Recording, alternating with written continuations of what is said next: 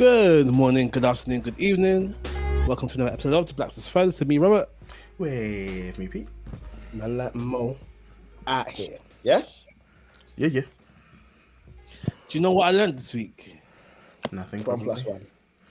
So,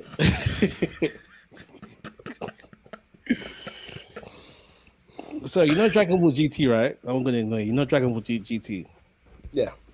Do you know when that first aired? It must be something dumb. 2000? 1996. Wow. Oh, that's like Power Rangers territory. Yeah. Oh, that Dragon Ball means GT. So that means Dragon Ball must have been like 1980 or something. Yeah. I think it was that late. That's crazy. Crazy. That's my fact for the day. Thank you. Yeah, Thank you for bro. that useless fact. Dragon Ball first aired 26th of April 1989. Yeah. I was Like even 2 born yet. weeks after I was I born. was going to say, how old were you? I was like just a month and 5 days old. Like a couple weeks after I was born, you know, mad. That just shows you how timeless the Dragon Ball series was. Yeah, and it's Did they ever nuts 'cause find the when Dragon Balls? Yeah, they did. you haven't watched Dragon Ball, have you? Wow. They found it a few times, bro. Yeah, Right. because someone died and then they used it to bring them back to life. Yeah, they found it. They found it a bunch Isn't of there one times. character that always dies? Yamcha or Krillin or whatever. Yeah, but no, yeah. Goku keeps dying, and he keeps getting brought back. To a point where he came back with a halo on his head because they didn't want to revive him again. Yeah, it's just long. I've only seen the Dragon Ball movie with Chow Yun-fat, which is the worst, apparently. Say Chow the name Yun-fat. again. Chow Yun-fat. I think it's Chow Yun-fat. I thought you said something different initially, but Okay. Cool. Alright. Should we get into it? yes, sir. Who's in the hot seat? Is it me? No, I think it's me. Robert think was it's in the hot Peter. seat last week. Okay. Yeah, Chow Yun-fat. Master Roshi. Then just say Master Roshi. No, but that's not the guy. No, because he was saying the actor that saying was the actor's playing name. Master Roshi. Because I know him What? from. In the live action? Yeah. Wow, you wasted your time watching that. Crazy. Yeah, I know. That's what I heard. Anyway, we're getting sidetracked. Let's go. Sweet. Take my time in the hot seat. Cool. Peter, can I go first? Yeah, go go for ahead. it. Is it wrong for Christians to want to have prenups before they get married? I think it betrays either a misunderstanding of marriage or a lack of faith in marriage. In as much as I know it's, She's for the streets. Well, not even because your prenup could be whatever, right? And could be dependent on whatever that leads to the marriage. But if marriage is as Sorry. Let me give a quick story. So, when Peter was like, it could be dependent on whatever, I heard a story about a guy who said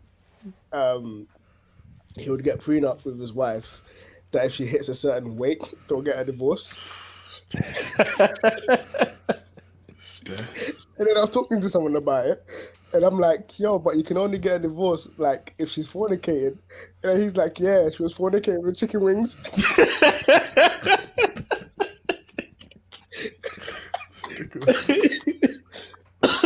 It's ridiculous.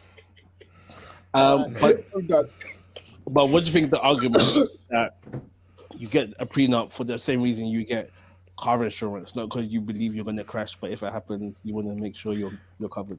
That's because in this country, car insurance is legally required. No, but then Like that as also, well. what's I mean, the you use the car insurance example, and that's if you have an accident. Now, yes, you can trust that God is going to keep you, but then at the same time, you're also a human being, and unless you understand that you've made mistakes before, you could have an accident. Um, and if you are to, maybe God will provide, but I think car insurance is a bad example because it's legally required. When it comes to marriage, Okay, life insurance. Life insurance then.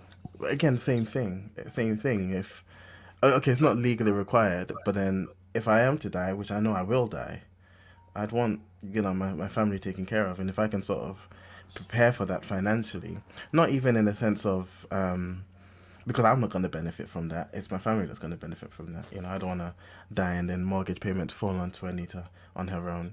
Nah. It's important to have life insurance so that she's covered and the kids are covered and stuff like that.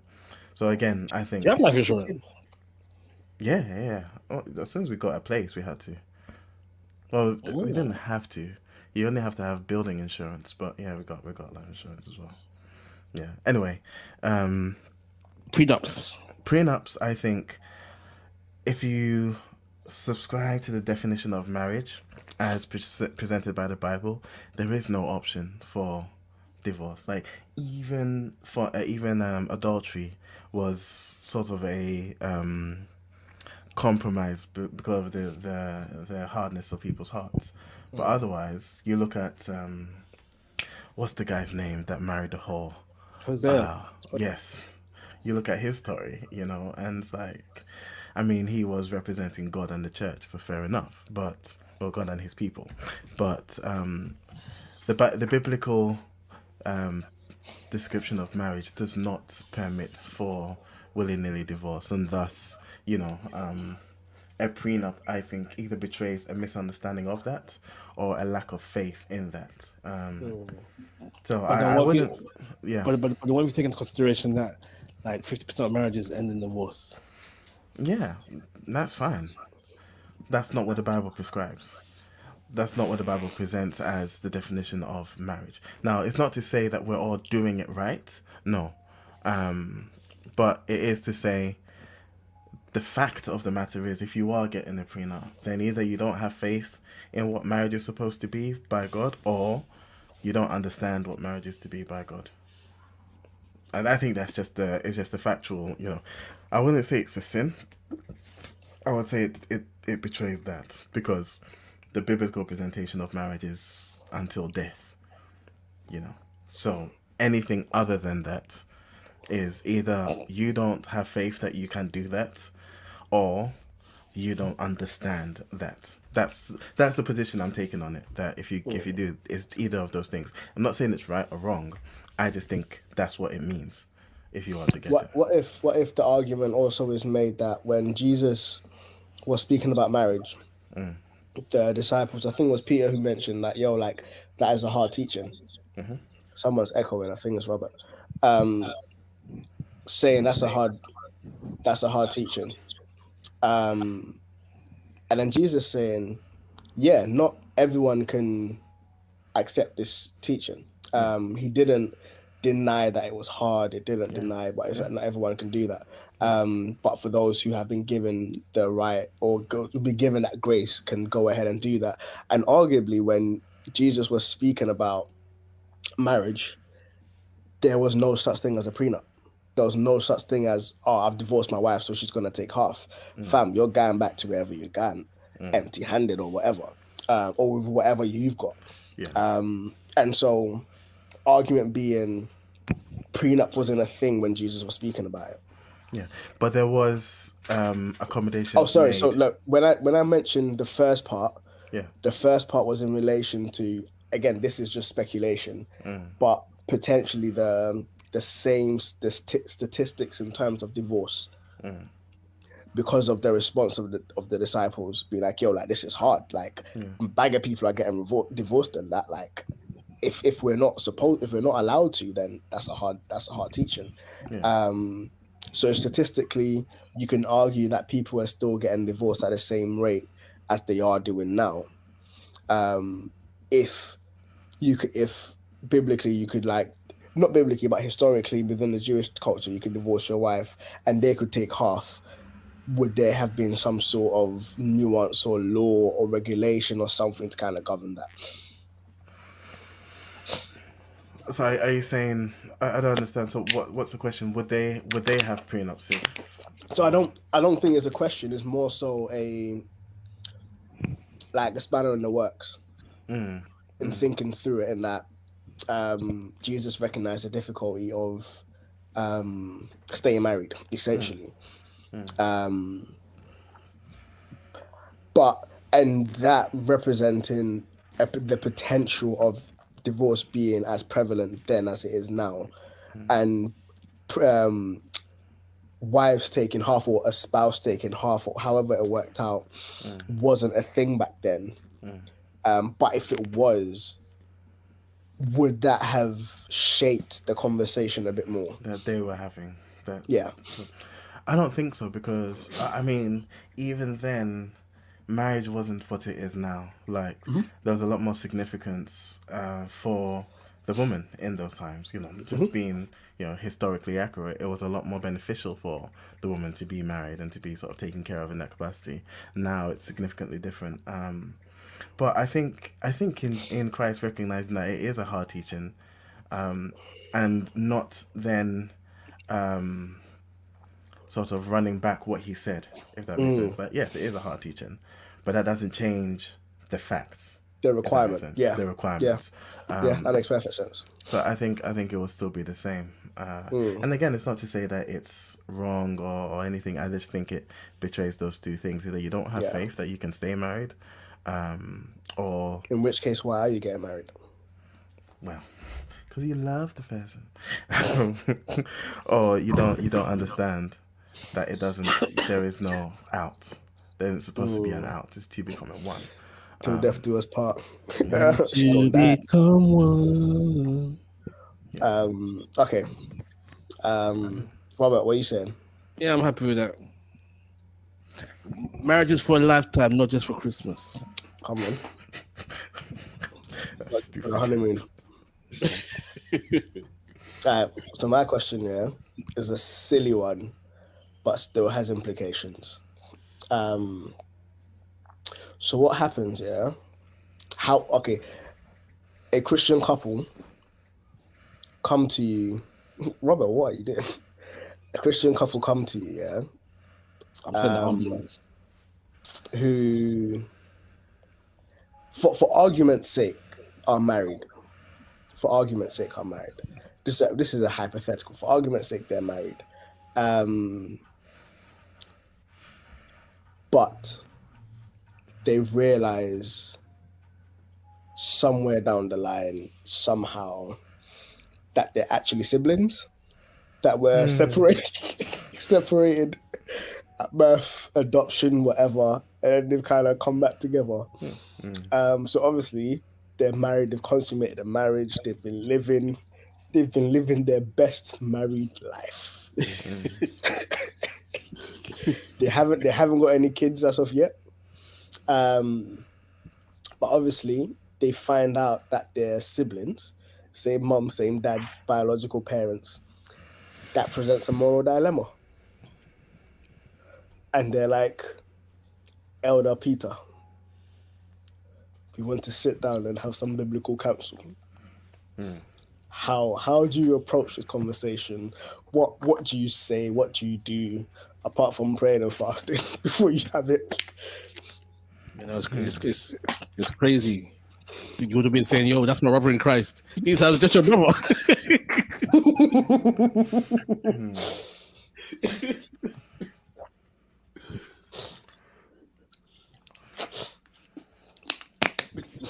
We are trying to find the answer. Looking for that inspiration. Look into the heavens from whence comes my help, because it's a hard one. I think maybe first question. Yeah. Is Do you believe that God sees that marriage as holy? Oh,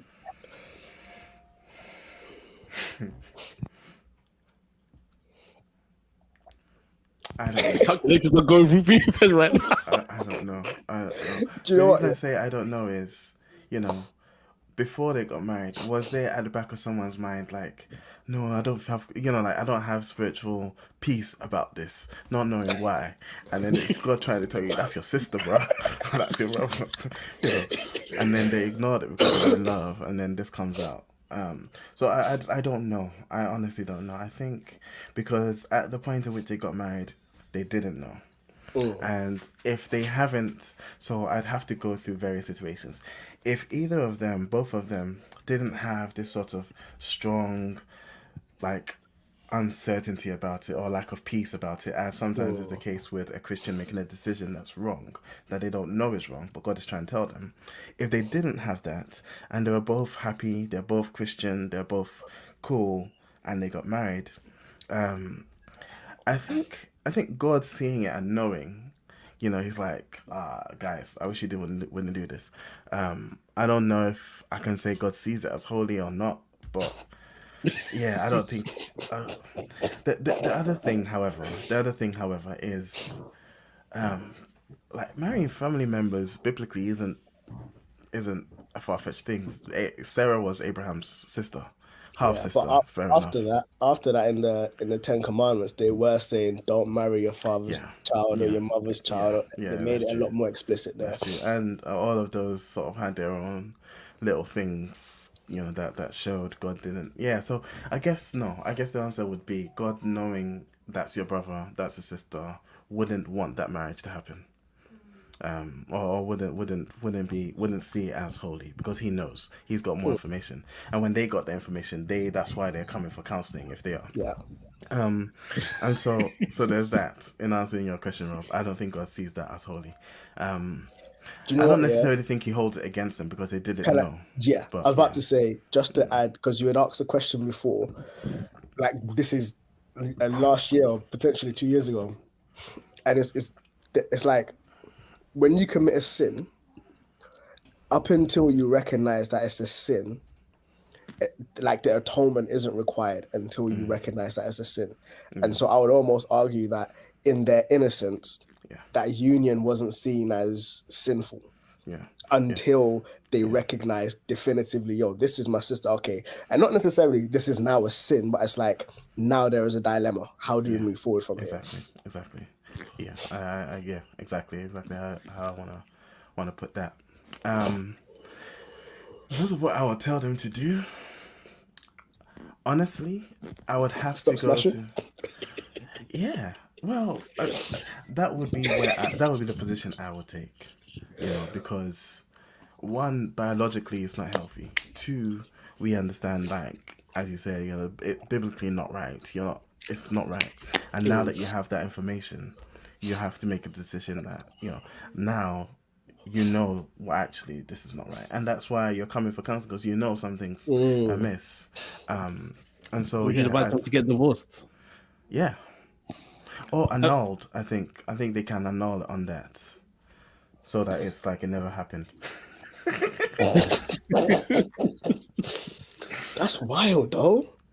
I, Yo. I mean, I know you've invested emotions, and I wouldn't trivialize it and say yeah, it's easy, but at the same time, like if you know and like maybe go and get a second Yeah. opinion, maybe do some DNA test. But that's not But like they've done the DNA testing exactly, and if you they've know, got the scientific proof, and then they yeah, come to you.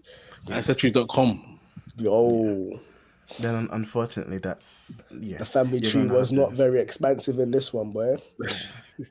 you're gonna have to cut your losses, That and is so wild. I think they even wouldn't feel comfortable if that makes sense. And Mm, clearly they don't because they're coming for counsel. So it's not the answer you want to hear or they'd want to hear, I imagine. But it's an answer I think they know in their hearts. You can't, yeah, especially now that you can't carry on. You have to get annulled and yeah, stop smashing. But then if they decide to carry on smashing, well, I mean, I mean, legally, they've been raised by different parents. They've got different surnames. So it's like, but But yeah, then that's biologically, that's such a danger for it's a what could madness. potentially be kids, and it's quite clearly not something prescribed in the Bible. Like, Yeah. don't smash your children and stuff like that. So, yeah. Then yeah, I'd have to say, yeah, nah, you guys need to either stop smashing and get it annulled and figure out a way to mourn and get over your loss. All right, question. I mean, it's a loss and a gain because you gain a That's the sibling. wife gain the sibling sister. Okay, question. If they couldn't get it annulled, and so they had to get divorced. Yeah. If they were to get remarried, would that be seen as adultery? No. Well, no, I don't think so in that case because not in the sight of God, I don't think, because that marriage was not legit to begin with. It was an abomination. So it wouldn't be what God would have wanted for them Yeah, originally. that's wild though. So they just corrected Imagine the like mistake they made in the innocence. them lot were praying and fasting and that, and they had the sense of we should be together, not as a couple but as siblings. But they just obviously they understood it as, oh, we should be together. Cool. We should be a family. You know, like that. No, you already a family. Okay, so would this advice still stand for like first cousins and second cousins, and like how many cousins out would it be until it was okay to say? Oh, that's a weird one. To be honest, I'd probably base my answer on the biology because I don't know. Because I think, if I'm correct, the Bible prescribes your father or your mother's kids, so like the direct half thing.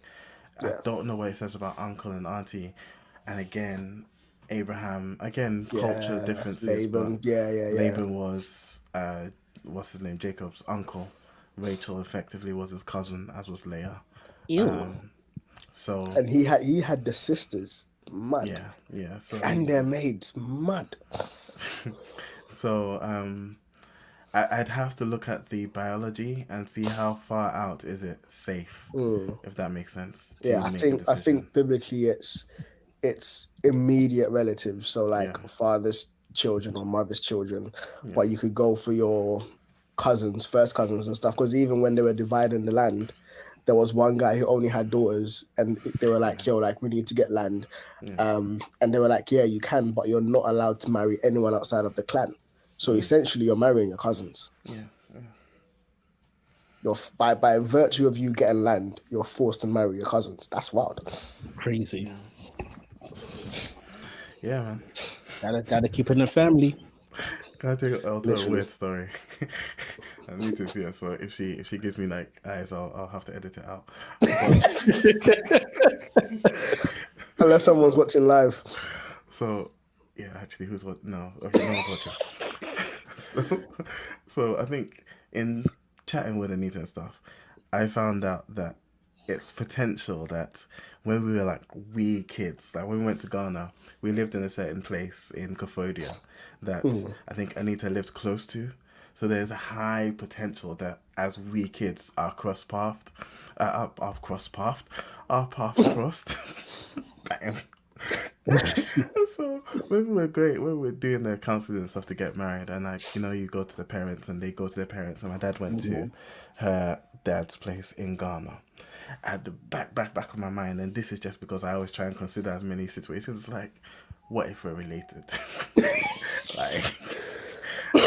So I had to prepare myself mentally, like, if we're related, we're shutting this thing down. Stress after investing 7 years, Literally, bro. I'm in the back of my head, I was like, if my dad comes back and is like, yeah, Pete, like, her dad is like my second cousin or something, I was like, oh, okay, cool. I'm gonna have to deal with. No, but that's all right, though. I don't know. If your parents are second cousins, that makes you what? Quite far out. Yeah. Yeah. But no, it's just because I actually have considered that before.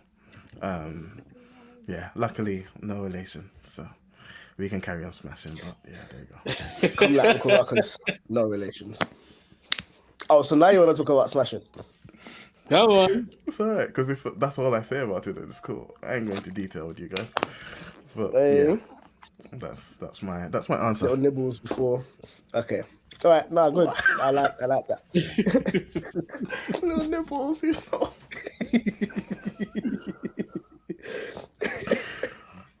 Hey, we still I need was to just do gonna this say, Amsterdam trip, man. nah, Yo. we don't. I was just gonna say no teeth, but cool. Hey. I'll say mwah. I'll say mwah. Mwah.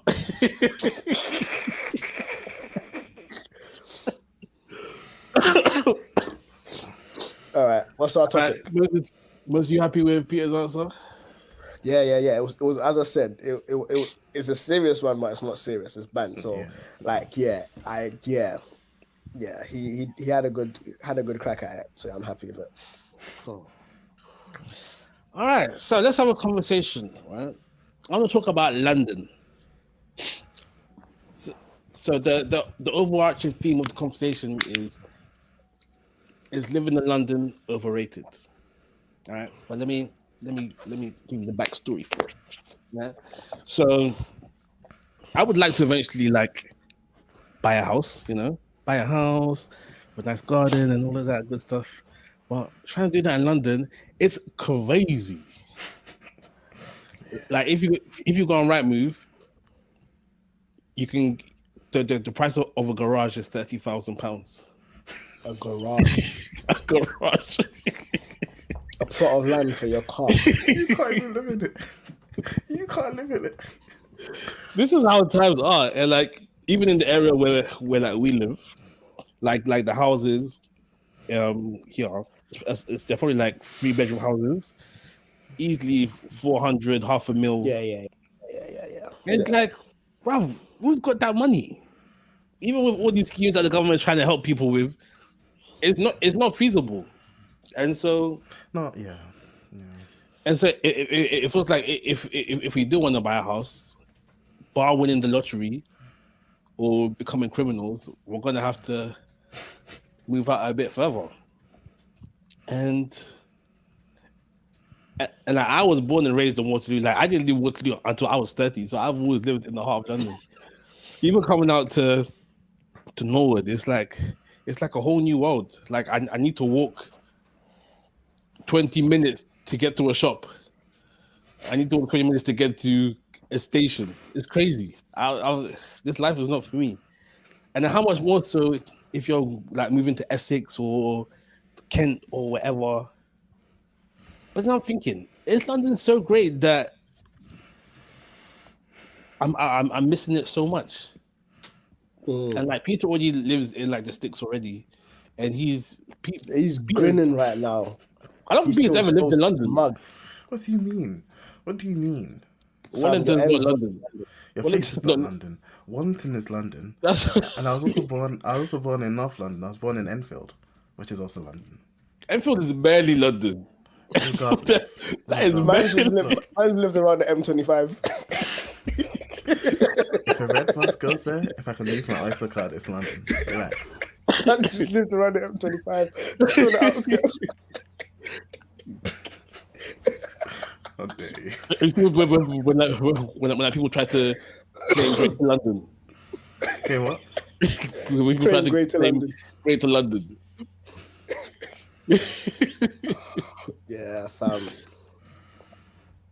Well, yeah. I mean, I guess. So I guess you're really gonna get two perspectives here, because I know Mo, you love living in London, and I don't rate it as much. I think I would definitely say it's overrated. I think, especially with the pandemic and sort of doing things remotely and everything, I think it became very, very apparent that actually London is just oversaturated, and it's like overpopulated, and so the prices are, I don't think, really indicative of the value, if that makes sense. And I think, especially in the UK, like transport is so good. It's not that hard to get into London and out of London. And so if you ask me, 10 out of 10 times, I'll say, yeah, it's overrated. Move slightly out. If you can, if your work allows it, if you don't mind, move all the way out, because it's like ridiculously cheap. Like the further away you go, the cheaper it gets, and it's mad the difference. Where you're still looking at an hour's train into London, or less. You know, where Or a going plane from ride, depending on where you go. well, yeah, but going from, for instance, well, let's say Thornton Heath into London. If you try driving, you're looking at the same time. Even if a train, you're looking about the same time. In terms of wait time and stuff like Yeah, that, you're looking about yeah. the same. So if my commute from Thornton Heath to London is an hour, and I can get the same commute from Chatham to London in an hour, then what's really the reason to need to live in London? Nice. Yeah, yeah, then that's 'Cause- what I'm saying. Yeah, Because you lot don't have no mollies. Nice. we don't have mollies. No, we don't. It's the got chicken culture. shops. It's We've the got Can you buy chicken shops. plantain? Yeah, yeah. It's Can the you buy culture. plantain? Plantain. Yeah, we can get plantain. It's more expensive plantain. That's the important plantain, bro. Important. But again, if there's bad traffic, going from okay, you guys say it's not London, but going from Wallington into Croydon can be 30, 45 minutes to go and get Yeah. some plantain. Like again, I just think I would definitely say it's overrated. I definitely say it's overrated. Yeah. Do you know what? In terms of price wise,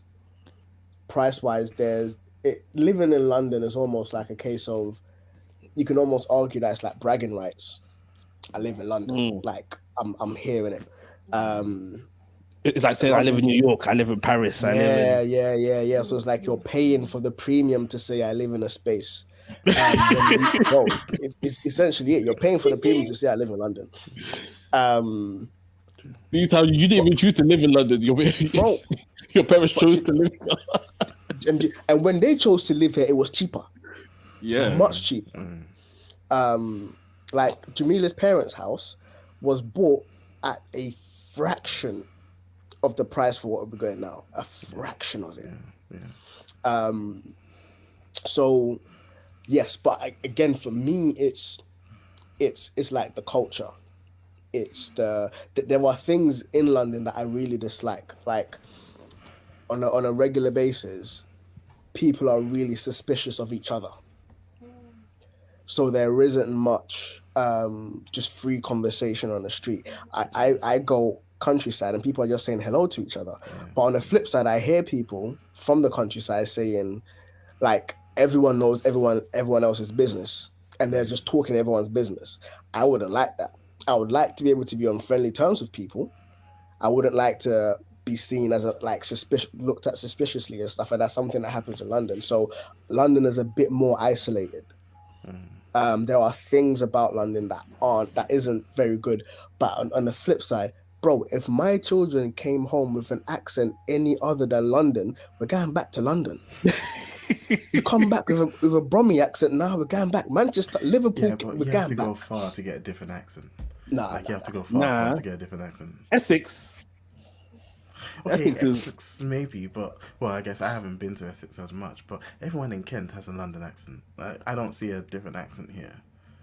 There's definitely a different accent in like Oxford and them places. Because my work is there, I go there now and I was like, pardon, sorry. Some crumpets with that tea. Yeah, the accents will throw me off. I'll be like, nah, I don't know who you are. But also, I think, I think like, and this is very trivial, but the fundamental thing for me is the accents. I don't want my children having a non-London accent. I can't stand it. I really can't stand it. I think another important thing is like family and friends.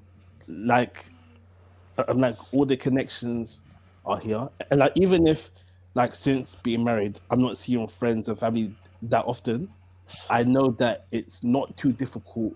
To do so. Fair point. Fair, and Because that's trains a are point I need to expensive make as well. Bro, Trains do you are know what? Yeah, My sister lives in Hertfordshire. She's had a baby, so there's an infant in the family. I only see the baby when she comes to visit my mum with the kid. I haven't been up to Hertfordshire. And it isn't a case of I don't want to jazz it, but it's just like work, timing and everything just doesn't correlate. But with my sister who lives down Addiscombe, bro, I've been seeing my nephews and my nieces on a regular basis. And so it's just, I could call, we could video call and stuff, but as you man know, I'm bad at that. It's not the same. Yeah, it's also not the same. It's also not the same. Yeah. It's also not So the yeah, And even having like parents around to help with like childcare, babysitting, all of them things there. Like I'm sure it's like mad for you guys out in the bushels. No, I mean, of course, there'll be trade-offs. There will be trade-offs. You move a bit further out, and it takes a little bit further to get. Unless everyone moves, unless everyone's out. You know, if everyone's out here, then it's the same thing. You still have your friends or your family. You can make friends. Yeah, you can make friends out. But making friends as an adult is much difficult than it is when you were kids. Truth. When you had a lot more free time. Truth. So yeah, I think, but the one thing that I definitely agree with is moving out. Like visually, London is not that pretty. Visually, London is not that pretty. When you move out of London, when you're moving out, you have the luxury of like being intentional about where you live, green spaces, blah blah blah. And in London, the pretty spaces come with a heftier price tag. Yeah. But then green spaces not overrated too, because like how often you go into a park? How often are you gonna go walk in the woods? Because the parks when are you live buzzed. next to it every day. Because the park, bro, you go to the park. There's one man like smoking weed or whatever. Just it's buzz. It's nah. But Peter lives next to a forest, and you got all these antisocial behavior people just doing their quad bikes and. It's better than worried about getting stabbed. Nah. You know what? Yeah. Bro, don't talk like say the place you're living ain't. I'm nowhere near as worried about getting stabbed here than I was in London. I'm sorry. I'm more scared of white criminals than I'm of black criminals. Facts. Really? Facts. Because I feel like white people just take things too far with everything. Bro, you will go missing and you will not be in the newspapers. You will not be in the newspaper. If you get stabbed, yeah, you might get a feature on The Voice or something. On The Voice. But in them ends, missing, it's just going down as a statistic.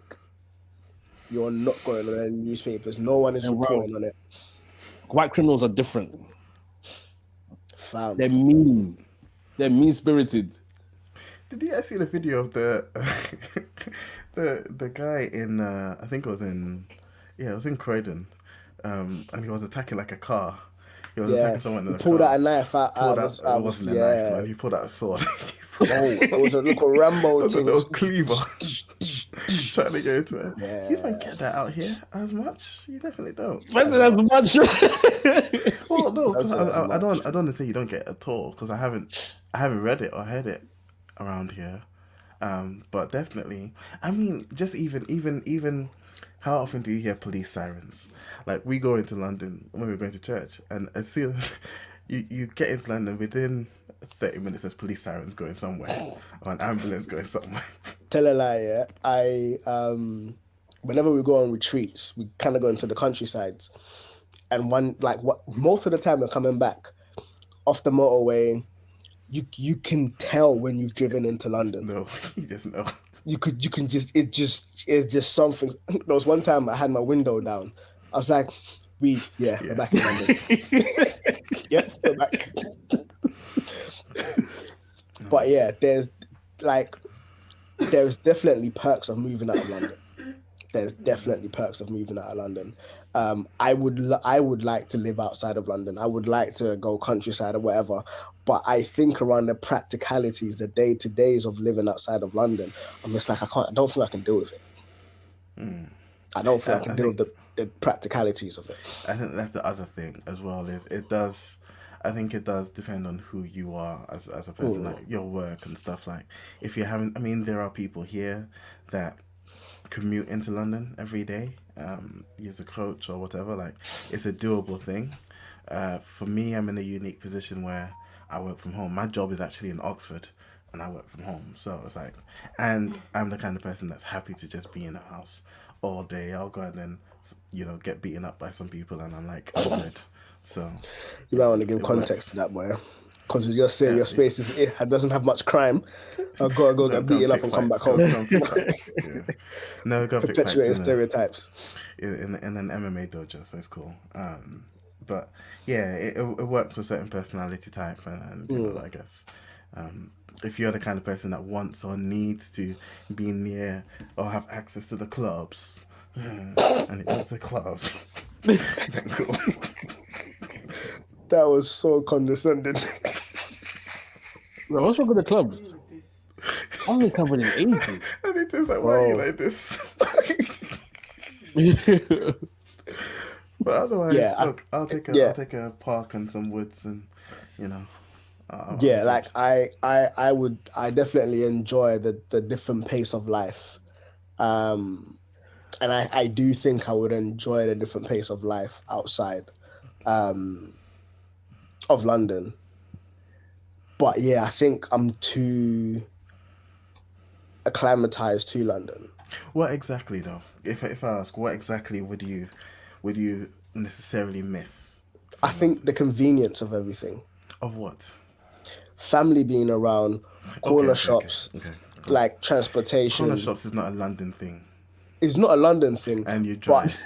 But let me finish, bro. Why you, bro? It's not a London thing, but like the sheer number of them. Like on my way to the train station, which is like 10 minutes away, I walk past like 7 corner shops. Yeah, bro, you just got that one spot by you, bro. Exactly. Yeah, we've got one. No, we've got the one spot. We've got a Jamaican shop down the other end. We've got your Turkish shops. Sorry, you're racist. Why? No, I'm joking. No, like a Jamaican like patty and stuff. They sell that. No, I'm talking like convenience shops. I'm talking like convenience shops. The quality of it. I need to point out the quality. Like Yeah, but Spot's not the one, you know. We haven't got it here. We haven't got that here. Yeah, We haven't got that restaurant stuff here. See, well, if I wanted to go buy Banku, there's a shop right beside me I can buy. Can you go and buy Banku? Can you? Yeah, you we'll just come to London. You're gonna drive 1 hour. I left London just to come back to London. You're gonna drive an hour for Banku. Oh, we'll make it. Or 2 hours. We'll get it after church on Sunday. No, I get. Okay, fair enough. That's fair. And I need to point out the quality of things as well. Yeah. I complained about the KFC here.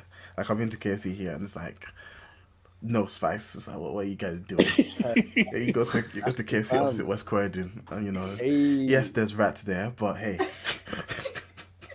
You could taste the MSG in the food. You can taste the MSG. we still. Who is it This closest is no longer to? the Colonel's recipe. Well, no, it's not. I think it's closest to Mo. No. Well, you guys might not know it, but we still only get Chinese from one place in Dorset Heath. Yeah. Max. We got Chinese out here. I got food poisoning. Now that you say Chinese, I'm not even hungry anymore. So. And it's the for me, it's the convenience. Yeah. The convenience of family, convenience of transportation, but also I have grown up with the London culture. So for me, there's something You've also about the grown culture. up in Ghana a little bit. So I've also grown up in Ghana adapt. a little bit. But yes, I can. And I am a lot more adaptive than my wife. Because all she knows is Heath. Like, literally all she knows is Heath. But I know that I have spent, at this moment, 3/4 of my life in London. And so I am more, in as much as I was born in Ghana and I was raised there for the initial part of my life, I am more of a Londoner than I am Ghanaian at the moment, just by virtue of where I've lived. And I have taken in more of the London culture than of even the Ghanaian culture. And I think I think there's also that sense of familiarity. Yeah. So like you could go to different parts of London. You could North London, East London, West London. It still feels like London. Not my wife says not Enfields. Well, that's Why is Joe coming for Enfield? What I'm saying, That's nice, man. any part of London you go to, when the man them say, "Yo, what ends you from?" You know what's about to happen. You kind of know the script. yeah. London's like a pick and mix pot of just everything, and it's like no matter where you go, you still feel like you belong there, even if you're not from there. Diversity wise, I believe there is another. I think is it Birmingham or Bristol? I think it's Birmingham. Apparently, is more. I think it's like the most diverse region of England or whatever, town or whatever, however they're kind of split. So diversity wise, They talk funny. Look, I'm from Birmingham. Yeah, Birmingham. Nah, what? I'm Brummy. Nah, the only person who is passable is Bugsy Malone. Yeah. Outside of him, everybody else, and even Bugsy Malone, I still need to fine tune my ear to his taste, to his music. But yeah, and that's again the accent. Nah, if Leia comes home with a Brummy accent, nah, what you doing? Go back. Yeah. Again, it's dangerous to say this with Anita around, but I've legitimately considered and can see it being feasible living in Ghana and working here. Like, if I can work around the legality of it, we could easily move to Ghana. If you get the right place, we get a good internet connection and air conditioning. But yeah, the two requirements: internet and air conditioning. No, we went there. I've been there recently, and I can't handle the heat anymore. So we need air conditioning. Yeah, bro. Yeah. Do you know what? Yeah, my mom went there. She spent a couple months there, and came back with eczema all over her body because of the heat. Stress. Yeah. Yeah. Just because of the heat, it was mad. Yeah. So and plus in terms of house prices, most definitely house prices are ridiculous. If you're looking at a house that is in decent condition, don't look at anything below 350.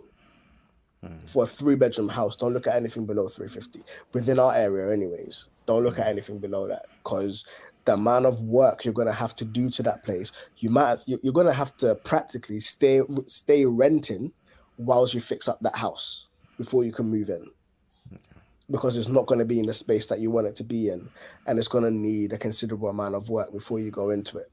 But in that regard, if you do want to remain in London, and this is specifically for the Christians, yo, you got to talk to God and try pattern a side hustle somehow. Like, really talk to God about, yo, like, you see these gifts that you've given me. You've said that your gifts will place you in front of kings. Let's talk. Let's talk. I need some of that royalty money to be able to get this house. That's me. Because I almost see it as a challenge to be like, yo, okay, Jesus, I don't want to move out of London, but I recognize that these prices are mad. If this is the space that you want me to remain, then, and like I'm gonna buy something, then we gotta pattern it somehow. Do you want to buy a house, Moses? I do want to buy a house, but the thing also is, yeah, I'm looking at this practically, and sometimes remaining in a rental place is actually more practical than buying. Because it's like, because my wife asks because. So it's in terms of the overheads and stuff, like if any building work that needs to be done on this house isn't coming out of my pocket. Anything to do with the structurally is not coming out of my pocket. Like, but the thing is, obviously, if you have a landlord who isn't prompt, then there's issues there. If it's your house, then you know that, all right, cool, the roof is leaking, let me call this man to come do it. But again, do you have the money to call my man to come do it? But if I'm renting, I don't need the money. You need to come fix it. I'm paying you rent. Bro, it's as simple as that. I'm paying you. There's damp. I'm paying you rent. Come fix the damp. And so structurally, anything that happens is down to the landlord to fix it. It's not coming out of my pocket. Bet yourself you got a good landlord then, because Exactly. And if it's a case of landlords trying to move mad, cool, I'll go find somewhere else. And so you've got that flexibility, and you've got this sense of like the building is your responsibility. But if the building is yours, then literally everything to do with the building is coming out of your pocket. It's like renting a car. When you rent a car, when you pay for the thing, insurance is part of it, petrol is part of it, like whatever, depending on like where you got the thing from. But some places, petrol is part of it, insurance is part of it. All you do is ride it. All you got to do is make sure you don't crash it, you don't dent it, bring it back in the same condition that you took it out in. And it's the same with a house. But with a house, obviously, they factor in wear and tear, just the natural degrade, like whatever of the house as time goes on. But outside of your own stuff, you ain't got to fix nothing.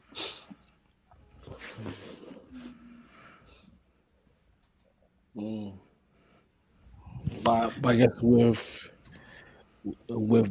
owning a house, there's that sense of security that you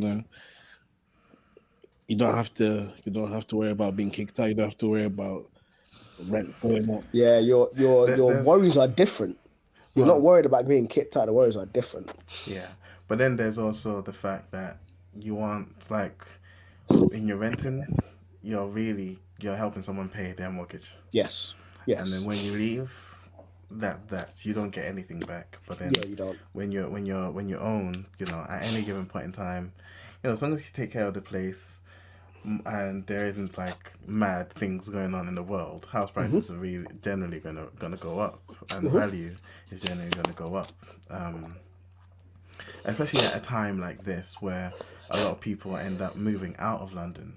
So prices outside of London are going up because the demand is going up. So you get in early, and you're almost guaranteed prices are going up and up and up. And so when you then sell, you make your money back and some profit.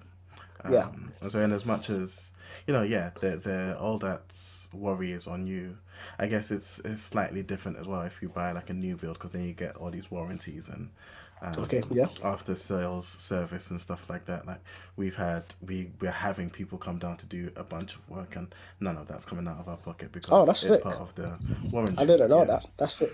Yeah, it's part of the warranty of a new build. You get like 10 years or something ridiculous like that. So there's also that to consider, and then longer term, it becomes with a car.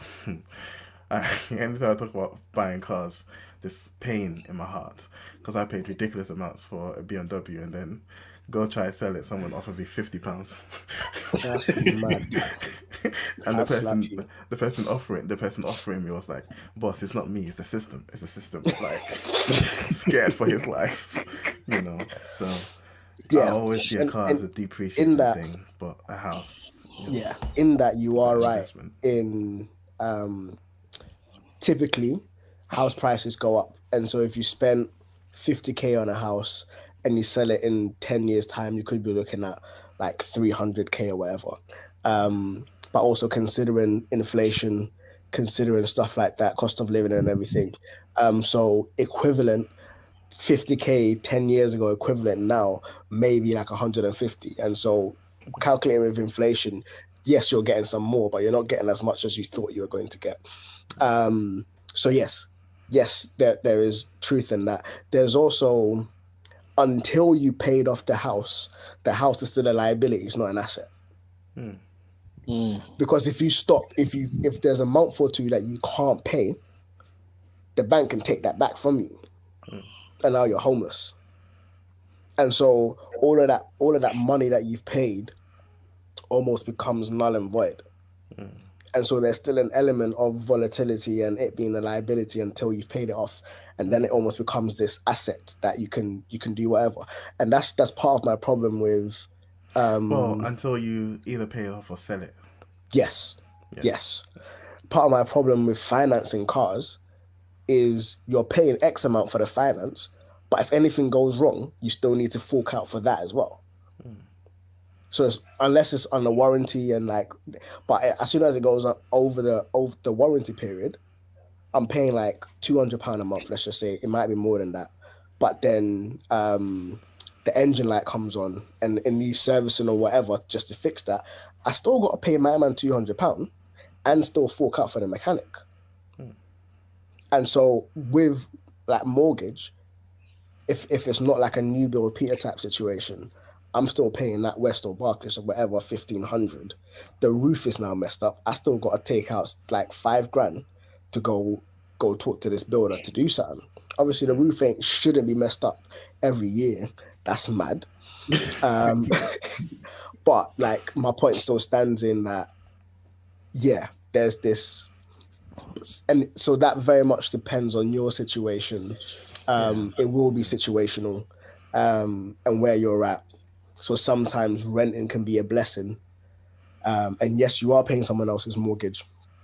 But for the most part, rental properties are purchased on a buy-to-let mortgage, which means that if I'm not mistaken, they give them a bigger piece of loan. And so it's not that you're almost paying them or paying their mortgage, but that property was bought to rent. And so you're paying off the building, but they still don't own the building because they legally cannot come and live here because they bought the building to rent it. So legally they can't live here. And so there's this weird thing in which buy-to-let mortgages work. So if they sell the house, bank will still take their P's. They'll take whatever, and then they'll kind of keep it moving. The same with a normal house. But I know that a mortgage for you to live in the house is different from a buy-to-let mortgage. Yeah. And it works different. So, yeah. If you did have to move outside London, Moses, where would you move to? Do you know what? If I was to move out of London, but still within the UK,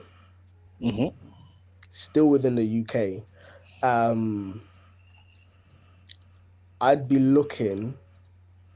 So there are 3 spaces that I'm looking at, and it's just I may be romanticizing these areas. Probably I am. Northern Ireland. Facts. As I said, I may be romanticizing these spaces, but I've got a boy. Where did that come from? I've got a boy who lived in Northern Ireland, and you know they've got an accent as well. I know, yeah, it's mad. It's mad.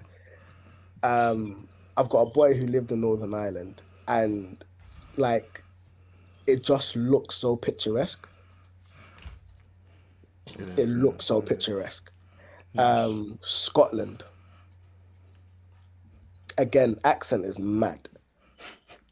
But Jalade went there and it was just so picturesque again. I know that he went hiking, he took some pictures, it looks so picturesque. And they have free university there as well for residents. And I know that their prime minister right now is on crud. She is doing a thing. Or Wales. Well, you pick just every other country. If you're gonna go, you're going outside of. Like, I'm going Britain. outside of England. I'm going outside of England. Get off this island. Yeah, I'm going. Okay, why Wales? So again, Wales picturesque. He wants to move for the pictures. Bro, it's for the gram. It's for the gram. It would be. I really thrive in green spaces. Just having green spaces around me, natural green spaces around me, I really thrive in them. And so it will be more of a selfish move if I was to go to one of these 3 spaces. But in considering the family, I don't know where I'd go.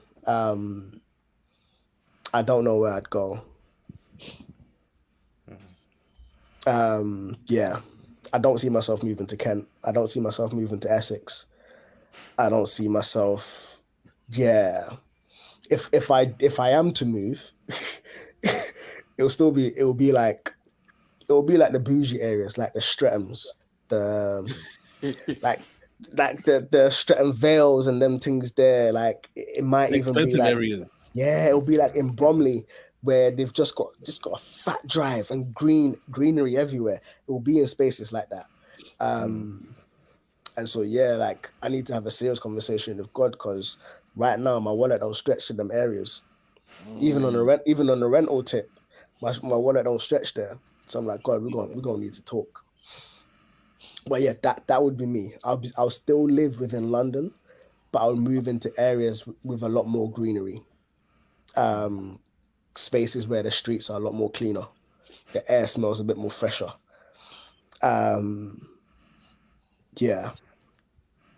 How about yourself? If you were to.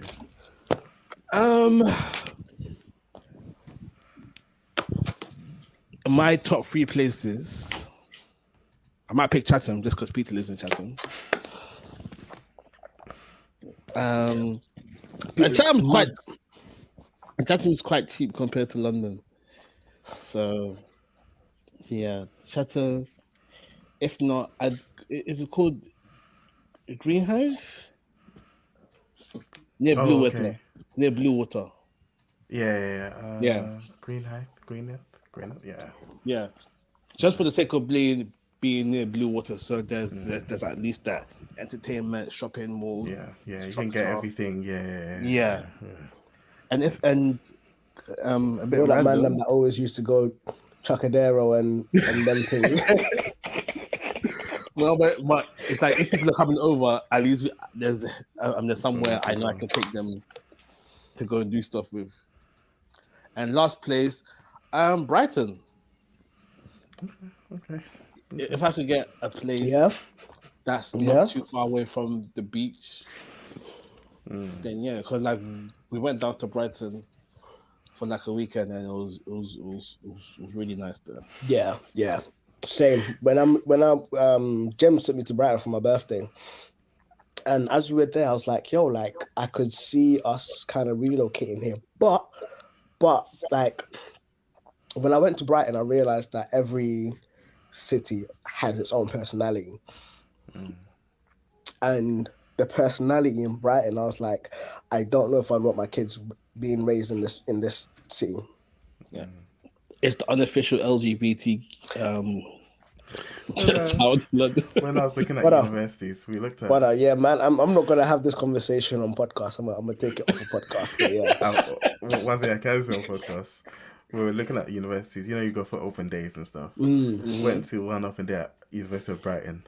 My dad's only advice was, if any male is being too friendly.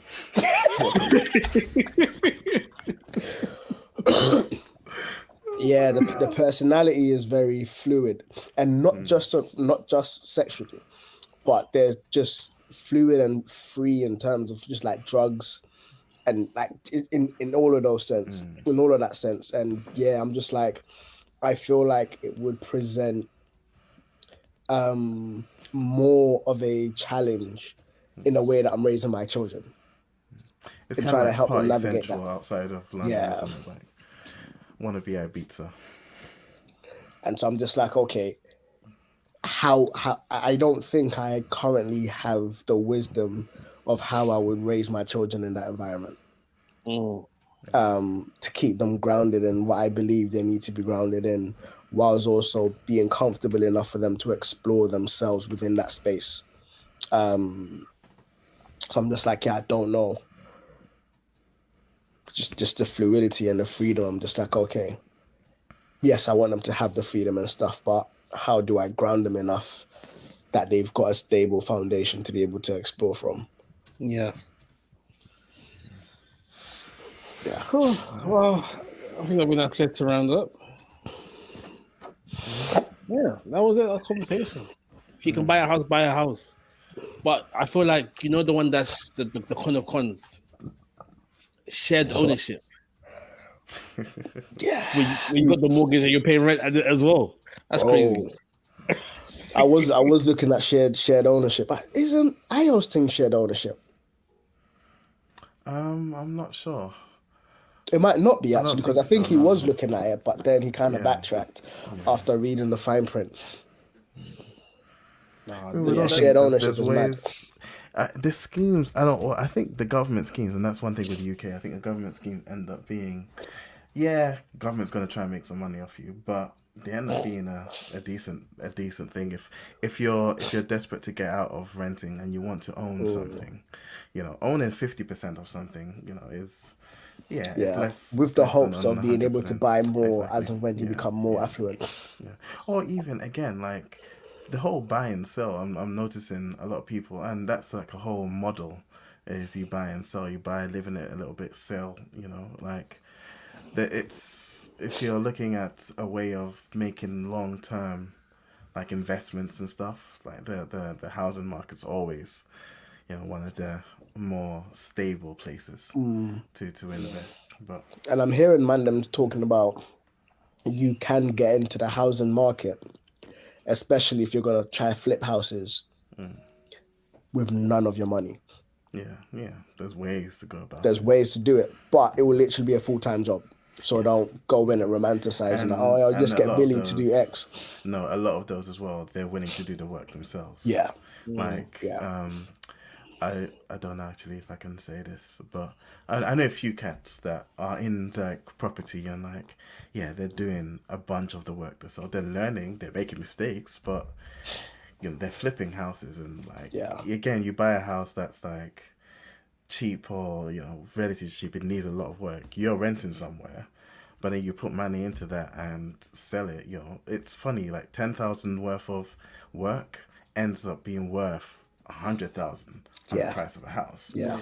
Like, Yeah. investment wise, it's kind of mad, but Yeah. it is a lot of work. It is a hell of a lot of work, but everything is. Everything is. So Everything worth Yeah. doing. Lots of work.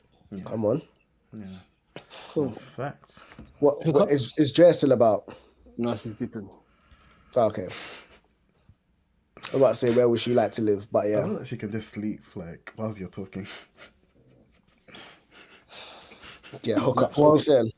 She's learned to sleep through my snores, so that's the skill she's had to learn to survive. Cool. You guys got hookups? Yeah, I've got a hookup. Yes. No, Peter, you can do your thing. So my hookup is, I'm gonna say, no, I'm not gonna say. I don't know if it's on all Android phones, but definitely on Samsung phones, there's a utility called Modes, and you can effectively set up, or configure different things that your phone does, either in different places or at different times. So I can set it up such that if I come home, maybe a silly example, it switches on Wi-Fi, it turns off my data, does a bunch of stuff, but you can automate all of that. But the way that I've been using it recently is actually work time, so focus mode, work mode, sleep mode. So at 10:30, I think it's on iPhones as well. It probably is on iPhones as well. It is. 10:30. I was gonna say that. My screen goes into black and white. Do not Yeah, look, mine disturb. too. Look. Yeah. So just my thing is to, and you can also restrict apps and stuff based on the mode, to look into it. Just look into the modes and routines on your phone. If you've got a smart home, then you can even extend it to the house. And so at a certain time, the doors locked, the alarm set, all of these things can be automated. So look into the modes and routines, or building some automation on your phone. It's fairly straightforward now with Android and with iOS. So fairly useful as well. So yeah, that's my hookup. iOS got that as well. So my thing is a graphic novel. So the graphic novel, the Kindle version was released yesterday, I believe. Was released yesterday. But there's a physical copy which is being released in March, which I've pre-ordered.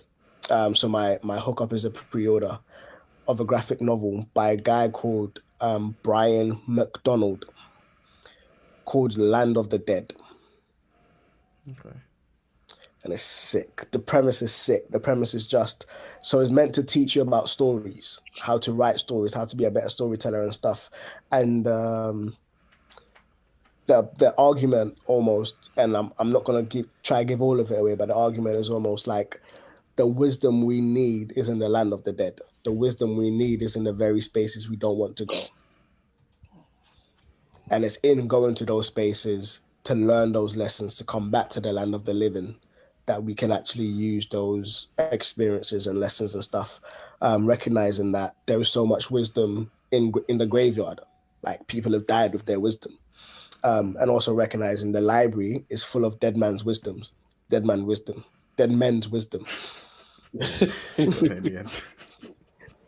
Fam. So yeah, land of the dead is the space that the wisdom resides. And if you want it, you need to be prepared to go there to go get it.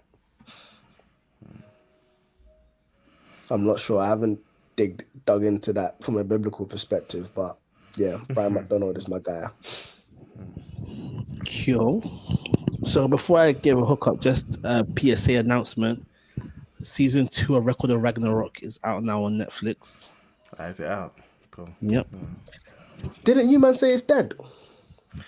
I felt it was dead.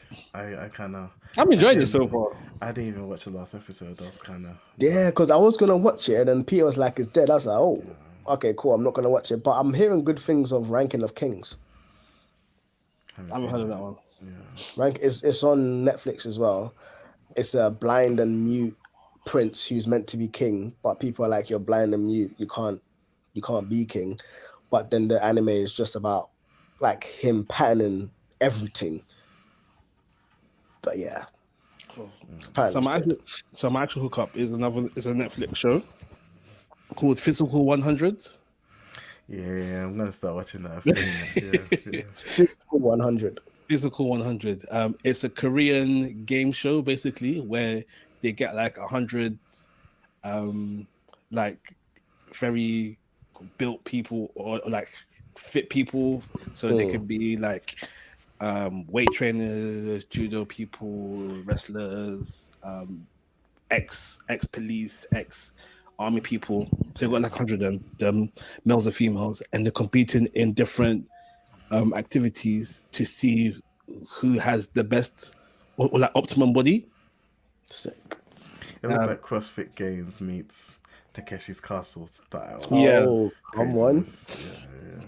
And like, obviously everyone's got their own like strengths and weaknesses. So those people are good at different things. So like the first challenge was they had to hang from this rack,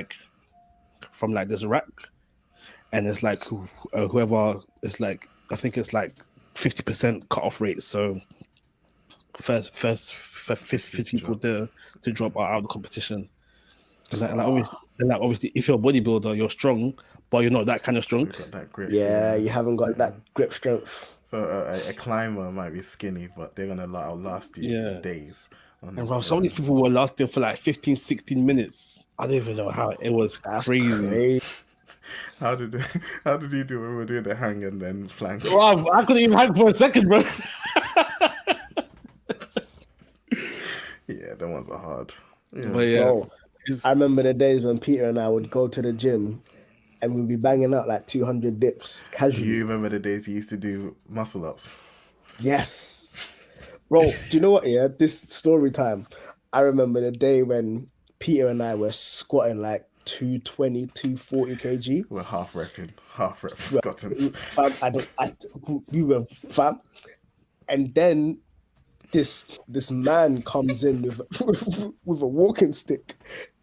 And then he's like, bro, you wanna put in work, you know? It's like, yeah. And then he goes, oh, you man should wear a belt unless you want to end up like me. Fam. The next day, Peter came with a belt. Of course.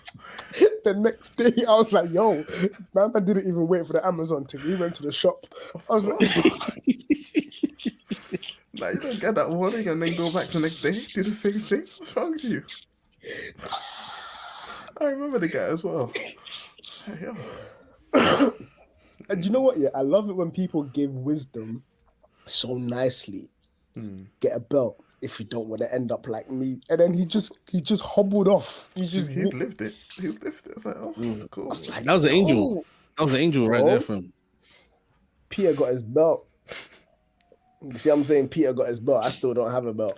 I just dropped the weight. I just dropped the weight. Yeah. But yeah. So you guys were banging all of this out. Then you got married. It all went downhill from there. Crazy. I'm not banging out 200. I don't know if he's banging out like 170-ish. Oh, look at that. Do you know what? Yeah. Funny enough, my gym attendance was not hindered until Leia came, until like kids, and that's when it was hindered. So marriage didn't actually stop me from going to the gym. No, kids will. It was the practicalities around the kids, but I was just like, yeah. Well, you heard it here first, but guys, if you want to go gym and be healthy, don't have kids. Mad. All right. Shout out Rude to the intro outro music. How return the Audrey Mays logo. Twitter at The Furnace UK. Instagram at TBS Furnace. You can email us at tbsfurnace@hotmail.com. You can find us at soundcloud.com/The Furnace, no apostrophe. On all good podcast works apps, Black's Furnace with an apostrophe. And that's it.